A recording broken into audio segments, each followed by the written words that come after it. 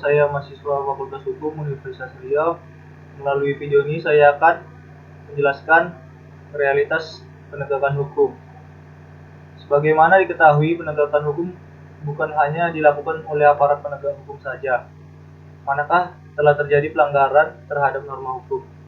Tetapi penegakan hukum harus dilakukan seluruh lapisan masyarakat dengan cara mematuhi dan melaksanakan peraturan dan kebiasaan yang telah mapan. Dengan begitu dapat dikatakan telah menegakkan hukum. Tetapi pada realitasnya, penegakan hukum di Indonesia masih banyak yang mementingkan beberapa kelompok dan para aparatur penegak hukum yang ada di negara kita cinta ini. Masih banyak yang berlaku tidak adil terhadap rakyat kecil. Contoh kasusnya itu yang saya ambil yaitu yang pertama, kasus Nenek Asyani, di mana Nenek Asyani adalah tukang pijat. Dia didakwa dengan pasal 12 huruf D junto pasal 83 ayat 1 huruf A Undang-Undang Nomor 18 Tahun 2013 tentang pencegahan dan pemberantasan perusakan hutan dengan ancaman hukuman penjara 5 tahun. Asyani dituduh mencuri 38 papan kayu jati di lahan perhutani. Asyani dilaporkan oleh sejumlah polisi hutan ke Polsek Jatipanteng pada 4 Juli 2014. Nenek 4 anak itu kemudian ditahan pada 15 Desember 2014.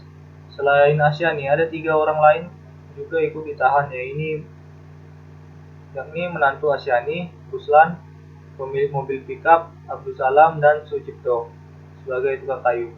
Dalam tanggapannya, Jaksa Ida Ahriani menuturkan pihaknya memiliki bukti-bukti kuat bahwa 38 papan kayu itu memang diambil Asyani di lahan perhutani.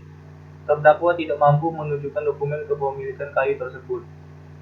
Supriyono menyesalkan sikap jaksa itu, yang dinilainya terlalu formalistis dalam menangani kasus tersebut. Padahal faktanya, kayu jati itu ditebang dari lahan milik Asyani yang telah dijual pada tahun 2010. Ada surat keterangan kepala desa kalau lahan tersebut dulunya milik Asyani. Sebelumnya, Asyani juga telah menyatakan itu secara langsung di hadapan majelis hakim ketika memohon ampun. Menurut dia, kayu jati itu peninggalan suaminya yang telah meninggal. Beginilah potret hukum di tanah air.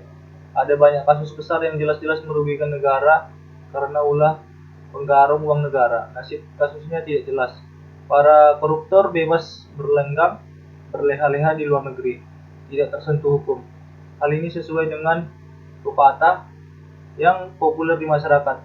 Hukum di negeri ini tumpul ke atas dan tajam ke bawah. Sekian dari pemaparan materi saya. Bila ada tutur kata yang salah, saya minta maaf. Sekian dan terima kasih.